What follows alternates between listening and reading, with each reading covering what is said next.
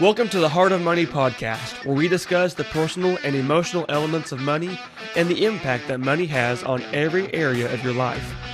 I'm Austin Black, a personal finance coach that helps couples overcome their fear and frustration of financial management so they can take complete control of their money. What started as a desire to learn the fundamentals of money management has turned into a passion for helping couples work together to achieve financial success and strengthen their relationship with each other. Whether you're looking for the best strategies to manage your money as a couple, or you're tired of struggling to gain traction and want to overcome the fear and frustration associated with finances, I'm here to help, and this show is for you. Ready to learn more? Then let's talk about the heart of money. Hey folks, welcome back to the Heart of Money, episode 114. I am your host, Austin Black, and I'm joined by a good friend of mine, a longtime listener, I am sure, first-time guest, Mr. Jared Sorensen with Ag Steward. And Jared, I'm sure that you probably haven't been a long-time listener, but it's fun to say that anyway. Yeah. Well, But thanks so much for being on the show today, Jared. Yeah, it's a pleasure to be here with you, Austin. I'm grateful for the work that you're doing. So you come from a little different background than most of the folks that I've had on the show so far, but I think it's really unique and it ties in well to what we're hopefully going to talk about today. So I don't really have a bio for you. We didn't quite get that set up ahead of time. So I'm just going to give you the floor to introduce yourself and your background briefly and how you got to be on the show today. All right, well, sounds good. Yep. So yeah, my name's Jared Sorensen. I am a husband. My wife and I have been married for 29 years. We're the parents of 9 children. We operate a multi-generational ranch here in northeastern Nevada. We raise livestock and direct market grass-fed beef. I took over management of the ranch at a very young age, at the age of like 23 or 24 years old when my dad left for a mission, and quickly learned how much I didn't know. Even though I knew all the tactical aspects of running the ranch, could do everything outside, I had no idea how to manage money or how to manage books. Nobody had taught me that. And I think, in previous generations, people could just get by.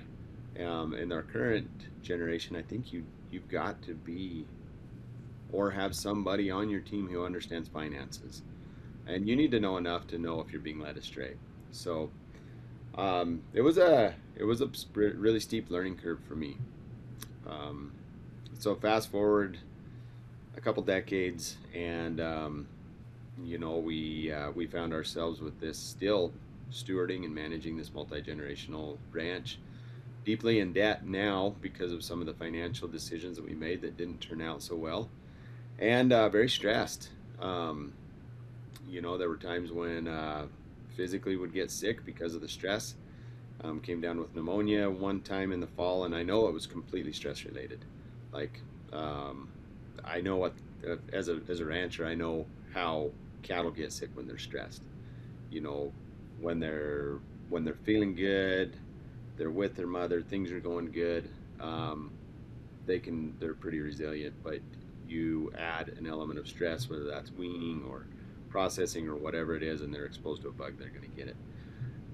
So physically stressed, our relationships were stressed, and it kind of culminated one day when I got a walk to the mailbox and opened it, and there was a foreclosure letter in that mailbox. It was a slap in the face, saying, "Holy cow, this thing could die on my watch." This thing meaning the ranch, and it's not the end of the world, but to me, it was pretty challenging to manage through that. I was very blessed to be able to find mentors, to be able to turn to God, to double down on our relationship in many aspects. And, over the course of 6 or 8 years, to complete that story, this year we got something else in the mail, which was the single biggest check that we've ever seen, which allowed us to be able to pay off all debt. And so that's, in a nutshell, that's our journey. We believe that God has given us responsibility and stewardship over money, over everything that we are given, including our bodies, the land that we manage as farmers and ranchers, or our backyard if we're just just typical person working a job, and that one day we will be accountable for that. And so yeah, I think we can probably lean in a little bit more to the money side, but that's some background on who I am. I think that's a perfect introduction to the conversation today. Um, we've been talking a lot in past episodes about the responsibility to achieve financial success isn't something that we can account someone else for. It is our responsibility to do the work, to make the decisions, to be in charge of our success. And we can't blame our failure on something else. We also can't expect something else to create the success for it. And I think your story there, essentially, of taking responsibility for what had to be done, not relying upon someone else to come in and fix it for you, and also not blaming someone else for the mistakes that you've made, was a resemblance of the maturity and the understanding that this is something that is on my duty, is on my list, is on my responsibility, and that I think led you into where you are now with understanding the dynamics of that on an operation and within a family and just as a believer. I'd love for you to to share a little bit about some of the lessons that you learned along the way that got you to where you knew that this was a problem and then you found out how to solve it. Yeah, no, it's definitely been like a work in progress, and it's still in process. The adage, your message is your message. I now, with a little bit of hindsight, I can look back with gratitude on those experiences, because now within our company, Ag Steward, which you're very familiar with, as a co-coach in Ag Steward and also running sales for our company, that debt is something that farmers and ranchers deal with. I mean, I can list on one hand the number of people that I know who do not have debt, that are in a production scale size agricultural business. So there's that norm that kind of makes it seem like, well, everybody's doing it, so it's okay. And I've really struggled with this from a biblical perspective. What does debt mean? And is it unrighteous to have debt? Is there good debt? Is there bad debt? Is it the Robert Kiyosaki approach? Is it the Dave Ramsey approach? And really what I feel like the conclusion is that truth is truth. And I'm not saying your truth is truth. I'm not wanting to go there. But only you know your context, and only you can get revelation and inspiration for your business. And only you will be accountable for that. And so I actually stood up to one of my mentors the other day when he challenged me, and he said, "Why did you jump back into debt utilizing a line of credit?" And I said, "Because we made a strategic investment that gives us a significant tax advantage that will be paid back next year." And I did that knowing through prayer and in unity with my spouse that this was the decision that we were going to make. Also knowing that if it goes bad, it could go bad. Like, I don't want to go back and go to the bank to get another mortgage. My intent is we will pay off our line of credit and we'll be done with that. We'll close that chapter in our book. So the biggest lesson is just that, Austin, that, man, you need to be right with God. You need to get inspiration for your business, and God cares about your business. I know that he does, because he cares about you, just like we care about what our kids do. I spent most of the day doing Christmas projects with one of our four youngest, still need a lot of help with different things, and so they have a list of things. It's important to them, so it's important to me. So connect with God and get inspiration that is specific for you. And I think maybe just a couple other things that have come out from that, that story, which is typical, right? And it's great to be able to look back and say, hey, I kind of lived through this hero's journey. I went through the pit and we're on the other side. But I also realize, because of coaching other people and watching, that there's just another pit to come. We didn't reach the plateau and everything is just going to be rosy from here on out. So what got us here will not get us there. What got us into debt, what got us into our financial challenges will not get us out of them. So you need to have a different mindset, a different paradigm. Um, and a lot of times that can only come. So how do we change that paradigm, right? That a couple things that help me. Being around people who have a good perspective on wealth creation, on money, on business, whatever it is that's important to you. If it's your health, but in this case, it's going to be money. So being around people who understand true and correct principles, and networking with them, and being able to ask them, and along with that, having a good solid coach or a mentor, somebody who is doing what you want to do and can show you the way and hold you accountable to be able to make sure that it's getting done.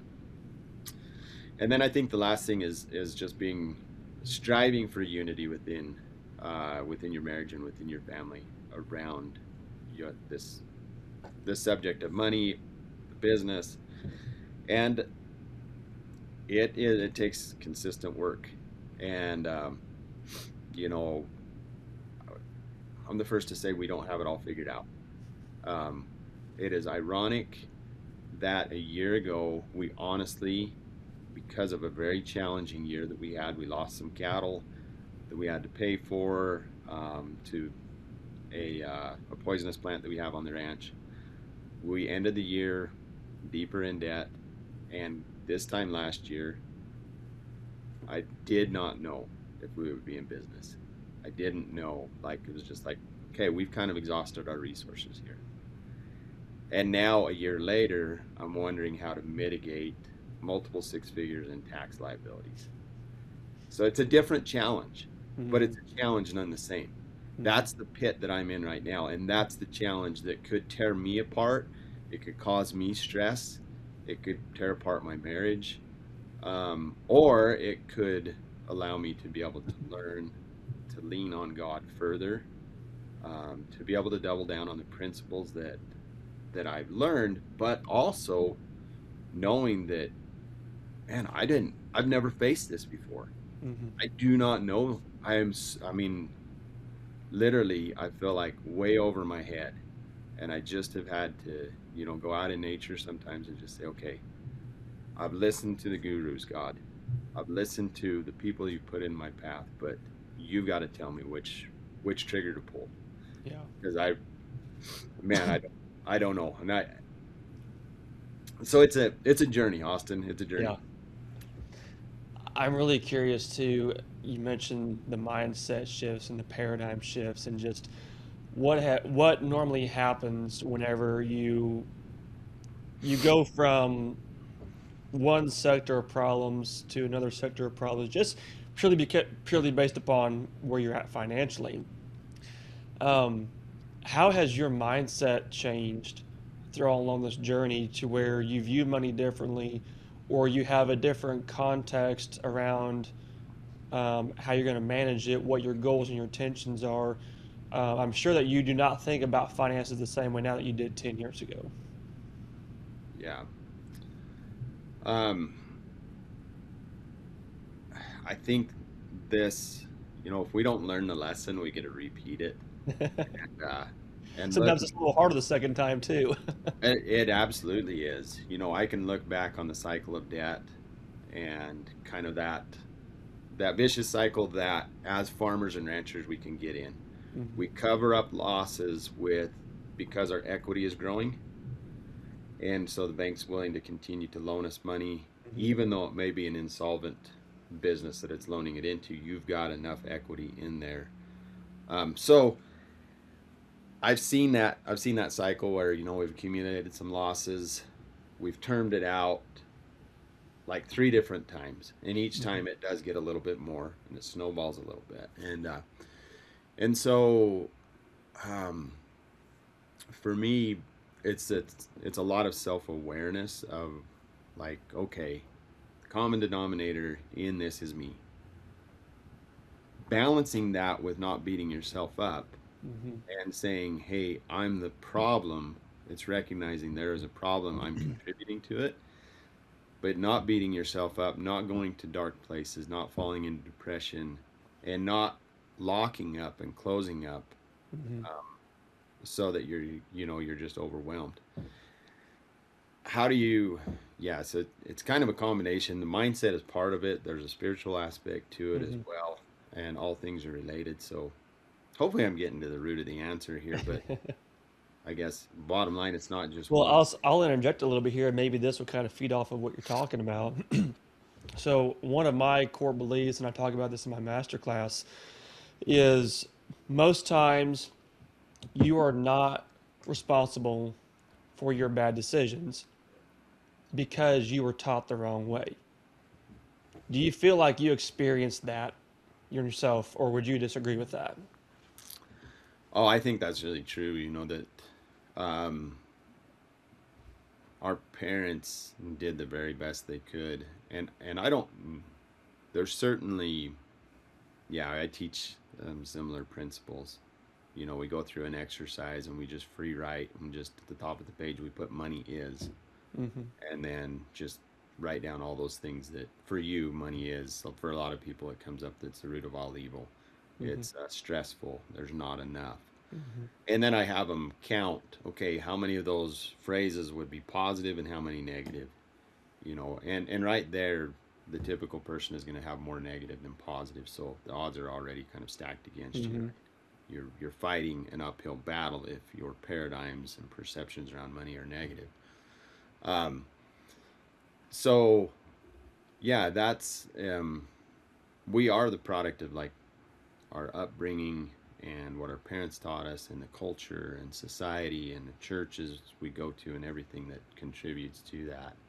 Um, and again, back to that principle, what got us here won't get us there. If we're Mm-hmm. not happy with that, then we need to say, okay, how do we learn different principles?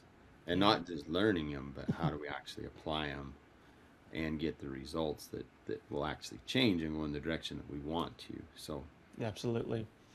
I think there's, going back to your point about don't beating yourself up, so many times we get into a position where we know we have made mistakes. We know that we are not in a spot that we should be in. We know that we have made bad decisions, but we almost feel like that's our own fault, and we can't change the situation. We can't change the scenario. No matter what we keep doing, it's probably going to be the wrong thing because we've done the wrong thing so many times before. mm-hmm. That it is so hard to believe in yourself and not take it personally that you can't do this the right way. And that's where that beating yourself up comes in of, okay, no matter what I do, I'm going to make a mistake. This is all on me. This is completely my fault. Well, the reality is you wouldn't have done that if you didn't feel like that was the right decision to make at the time. Whether it was or not, you wouldn't have done that. So let's acknowledge the mistake. Let's acknowledge why you made that decision and then figure out what can you do differently because you have the capability and the ability to change every single day, every single time that you turn around. So what can we learn from that and then modify in our future decisions and our future behavior to create the confidence and the control that we need to make the right decision next time around?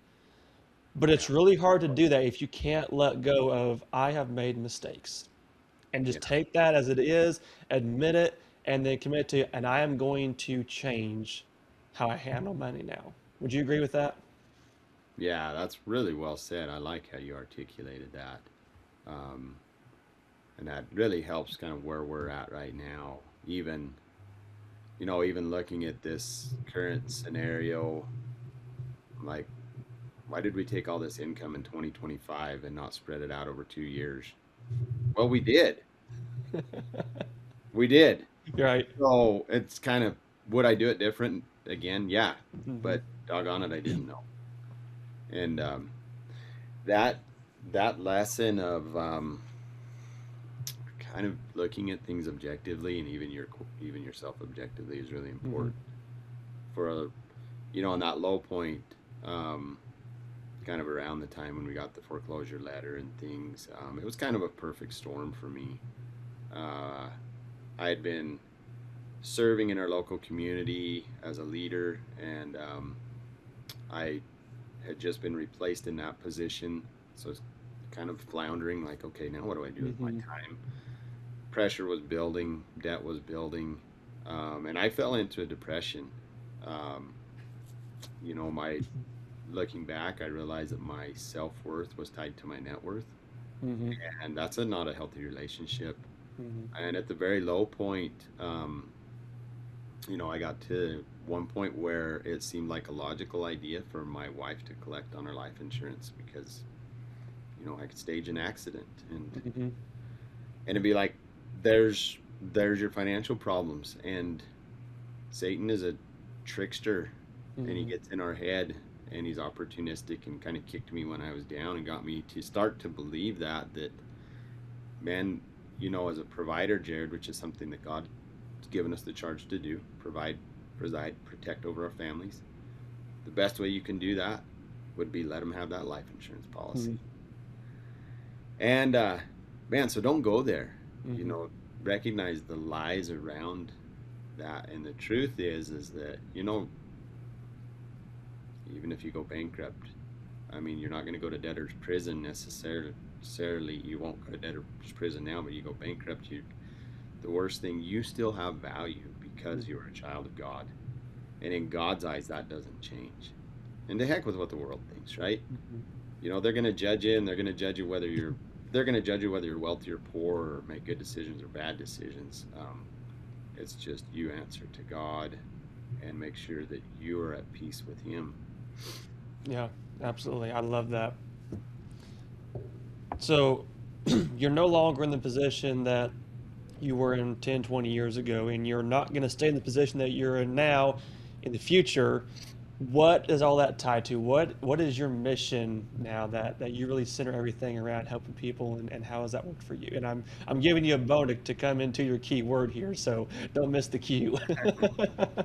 Yeah, we love it. It's backwards on my hat today because of my camera, but so yeah, everything that we talk about here is stewardship. Yeah, within our culture, within our ranch business, with Ag Steward, it's around what stewardship, and that's basically that God has entrusted us, and with um, things over which we have a responsibility.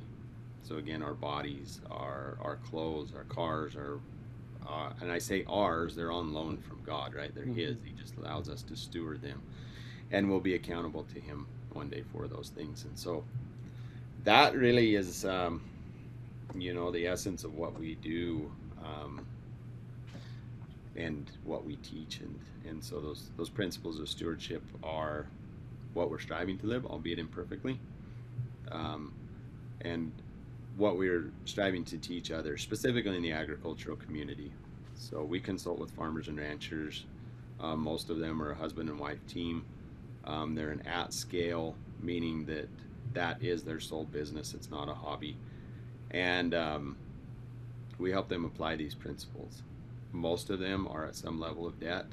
Most of them are not as profitable as they would like to be, but they are committed to being godly stewards. And with that commitment and with that vision, then we have somewhere to work, regardless of where they're at. There's with high livestock prices, a lot of them are in a similar boat to me right now, having to pay taxes, which is a good challenge to have. I hope everybody has. Right. I hope everybody has that blessing. If you pay taxes, it means you're making money. That's right. Yeah, yeah. And so be willing to pay your fair share, and celebrate that we're profitable.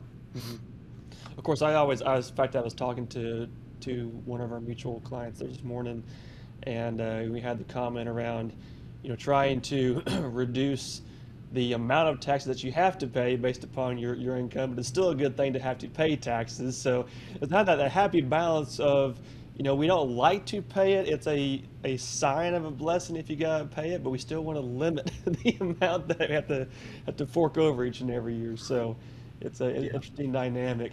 Yeah, I would love to hear how stewardship has really played a role in your experience and your background, getting you to where you are now and how you're going to utilize it moving forward. Knowing that God has entrusted us, and that word entrusted has significance as well. Like He has given us the ability, knowing that we're going to make mistakes. And I think, man, if God wanted these kids raised, why didn't He send angels to do it? Like, if He wanted this business run properly, why did He give it to us? Well, because He wants us to learn. And that's part of, I think that's part of stewardship. Those ideas that come to us, are we going to act on them?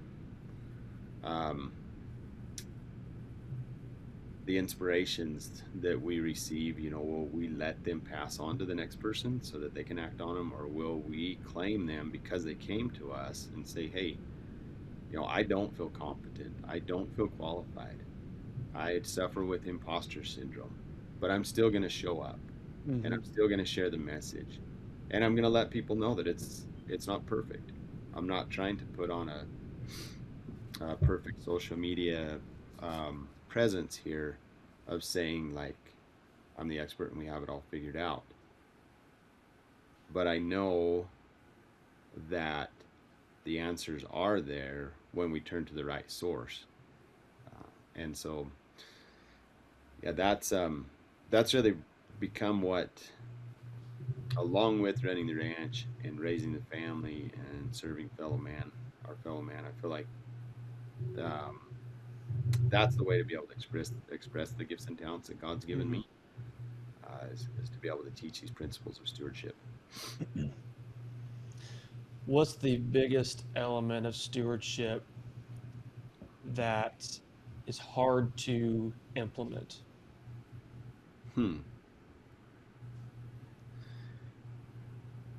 Yeah, thinking about some of the principles of stewardship that I teach, like everyone is a steward. It's how we steward, not how much we steward. That as we give, so shall we receive. I know it's going to be different for everyone, but I would say the common one amongst myself and our clients is that give-receive cycle, where there's that imbalance where generally we can give, but then when we are asked to receive, to be on that recipient end, the receiving end of that, we struggle. And so it's just a reflection of, like, if we can't receive compliments, maybe we can't receive more money that God wants to bless us with. Maybe we can't receive an increase in whatever that stewardship is, because we're closing the door in one area and we're not feeling worthy. Yeah. And so I think that one would be, at least within my context, and it's probably because it's the one I struggle with the most, is that is the receiving. I think it is. I've had other episodes on here with a guest named Randy Bowen. We've talked a lot about generosity and giving and tithing, and the whole concept of generosity is a biblical principle, and it's so counterintuitive to humankind, because why would you continue to give when you want to have more? That does not make logical sense. I'm going to give a lot of this away because I want to keep a lot for myself. It's counterintuitive. But I think whenever we begin to realize that it's not ours to begin with, and now whether you have Christian beliefs and values or not, the reality is that the money is not yours to begin with. You earned the money, but it is not going to stay with you for the duration of your life or its time either. And understanding that, money flows through us, doesn't stop with us. It flows through us. Sometimes a little faster than we would like it to.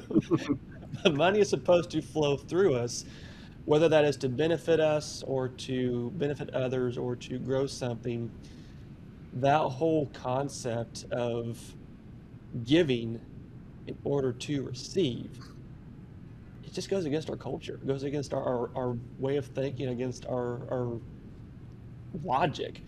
Yeah. But yet you see the people that are so generous are the ones that have so much to give. It just Yep. keeps coming, it keeps coming, they keep giving. And you go back to the biblical principle, you can't outgive God. Well, if you Yeah. continue to give, you're going to continue to be blessed. That's just a standing principle.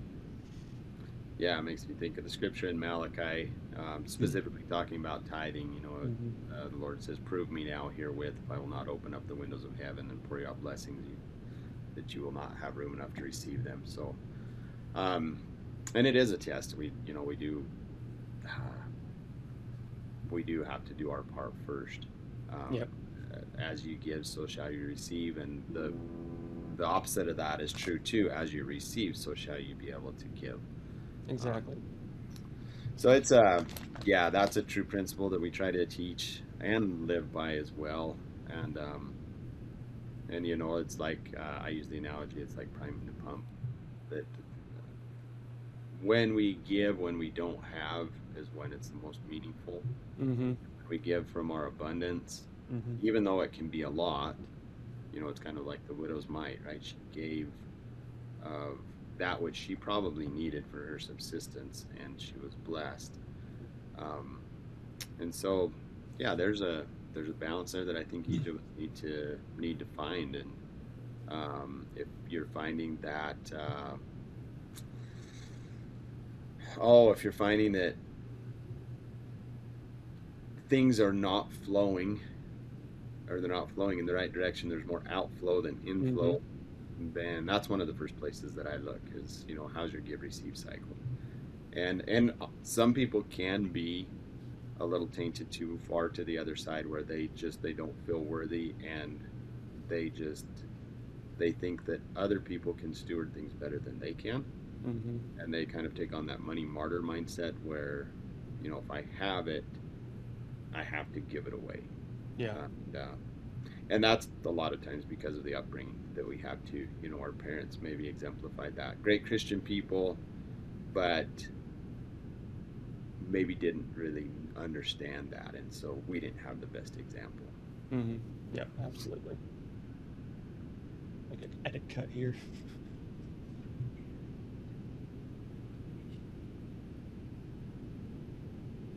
Here's an off here. I think here's an off here.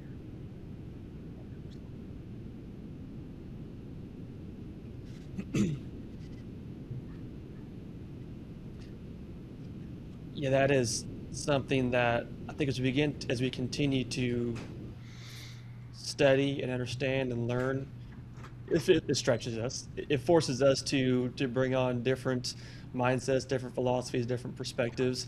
Um, what do you feel like is the piece of stewardship that brings the most like satisfaction and genuine joy outside of giving? I mean, because giving is obviously something that's going to, you know, it's reciprocal. The more you give, the more that you find joy in that. Yeah. But we know that stewardship is more than that. What is like that core piece of I am being a good steward, and this is the result that I get to experience from that? Yeah, I like that question a lot.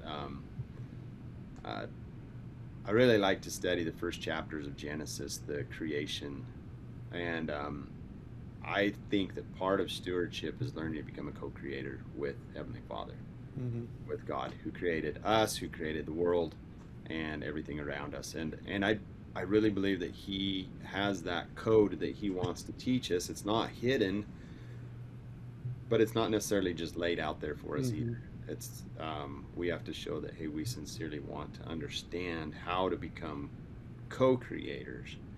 Um, I think one of the closest steps to that, is bringing children into the world. That process, and if we look at how that works, there's unity, there's purpose, and there is life created. I think that can be replicated in a lot of other ways, whether that's money creation, creating a business, um, even creating things out of, that didn't previously exist, whether that's inventions or, um, I think everything starts with that vision. Uh, spiritual creation first, as Cubby teaches, and then followed by the physical creation. And so that to me, that's what brings the most joy, is being able to, and even as simple as like building a fence and looking back at the end of the day, hey, that wasn't there this morning, it's there now. Or it's a little bit harder in the business that I'm in right now, because so many of those things are intangible. They're just out there in the cloud somewhere. Yeah. All these digital assets that we create. But I do have a book sitting on my shelf that I didn't exist 5 years ago, and now it does. And we've got 9 kids that didn't exist. Now they do, and 5 grandkids. And so to me, that's what. So would you say that the core essence of stewardship is creating more with what you've been given? Yes. Yep. Yeah. And to illustrate that point, just a quick story. My dad is a super good example of that. He helped with his dad to build this ranch that I'm now on. And so when he was here, at one point they had 14,000 sheep. He was the foreman of that operation, several hundred cattle, and dozens of employees that from all parts of the world. And my dad on, I think at that point, close to 1 million acres, which is hard to fathom, right? In the Midwest. But I mean, we're in the high desert, and so he understood stewardship at scale. When I went to visit him in Mexico, when he was serving a mission there, my boy and I went and visited him, and he had a backyard, and he was out there in the evening watering the yard and taking care of it. How you do anything is how you are going to do everything at some level. And so he understood that principle, and he could scale it, and he still does. He's 91 years old. He still likes to jump in a tractor and mow brush, and he's planting grass for my brother-in-law right now, because to him that is stewardship. It is taking land and helping it reach its potential. It's taking people and helping them reach their full potential. And it's ultimately, helping ourselves and our fellow men to reach the measure of our creation, who God created us to be. Yeah, I love that. And it puts everything into a very simple light, because we can look at stewardship and think, well, that's this big $10 word that takes a lot of willpower and understanding and knowledge. And the reality is, it's just taking care of what's in front of you, making it better, making it more, not taking from it, whether that is giving and receiving, whether that's money, whether that is your backyard, whatever the case is. It is continuing the evolution, the progress, and the growth of what is right in front of you. Yeah. And that can be done at any level by anyone. And I think that's a really great way to look at it. Love it. Well said. Well said.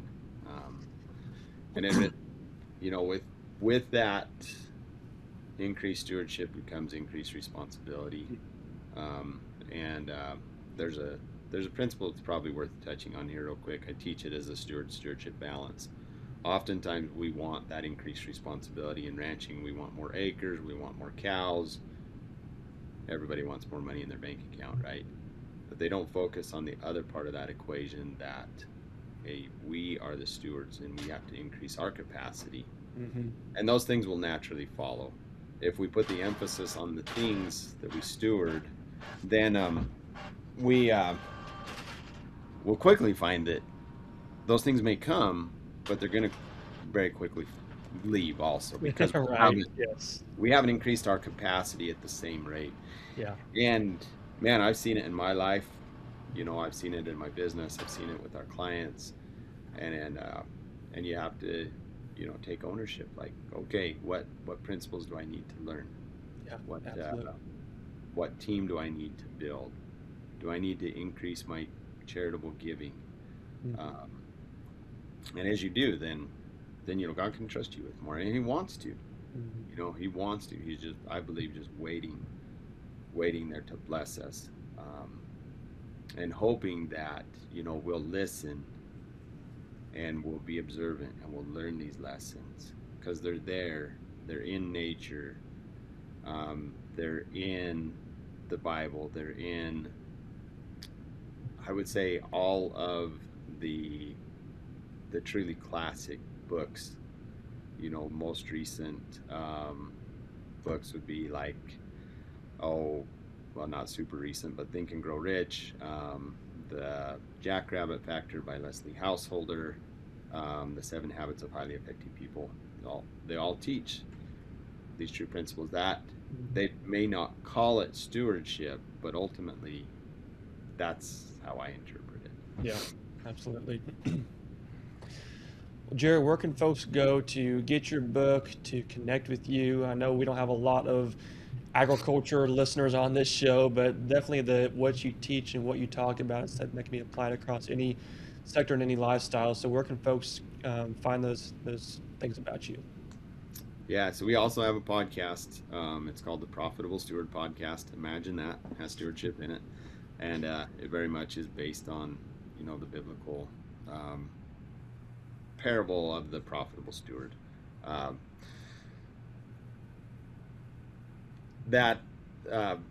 Check that out.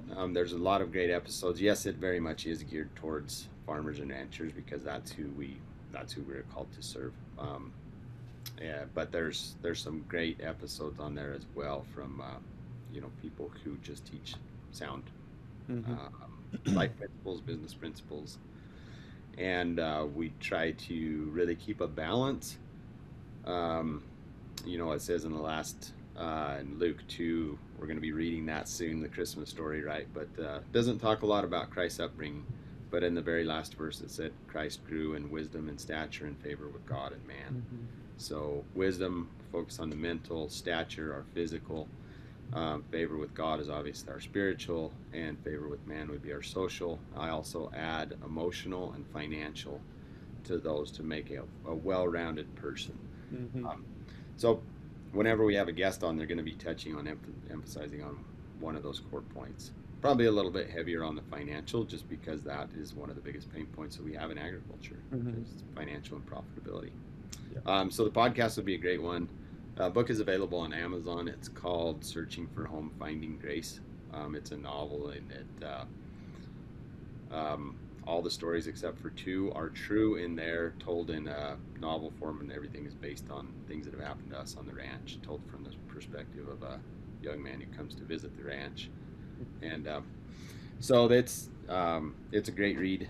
And then we do regular webinars and things also. If you just search, seems like the algorithms are working in our favor, and so just search for Ag Steward and you'll likely find our next event coming up. If you want to plug into what we do, join our email list and find out about the events that we do, that is the very best way to do that. Just register for one of the upcoming webinars or summits that we have, and then you'll be in the system, and you'll find out about that. So specifically, even if you're a homesteader or backyard gardener, if stewardship is important to you, there's going to be things that those skills. Our higher level coaching is for people that are in business, but we get a lot of listeners who are just don't even own land necessarily. They're just super passionate about regenerative agriculture, and they want to learn about it. Believe that that's the right thing to do. So we welcome that. Awesome. Well, a fantastic conversation. I know that we could spend all day talking about stewardship, but I think we did a really good coverage of just the importance of it, and I love just talking about your experience and your background and how money has kind of played a role in your life, and hope that has been relatable to other listeners. So I'm really grateful to have you on the show, Jared. It's an honor and a privilege to work with you and be a good friend of yours, and looking forward to seeing how 2026 is a profitable and steward year for all of our listeners. So it's going to be good. Yeah, well, thanks, Austin. Appreciate the good work that you're doing, and I really encourage listeners as they round out this year. Everybody's big on New Year's resolutions and goals, and that is wonderful, and I encourage you to do that. But also remember to look back on this past year and reflect on the wins, reflect on the good things that have happened. And if we don't do that, if we don't take time to celebrate how far we've come, it slows down our progress. So Yeah, that would be my absolutely. challenge to you as you wrap up this year. Just and everything can be framed for the good. Like even the very worst experiences that we've had, whether that's health challenges, loss of family members, accidents, injuries, financial challenges. If we learn the lessons, then it will be for our good and for our benefit. So challenge you to look for that. Love it. I talked about that last week, so a great way to end the conversation. Okay, cool. Thanks, Austin. Thanks a lot, Jared.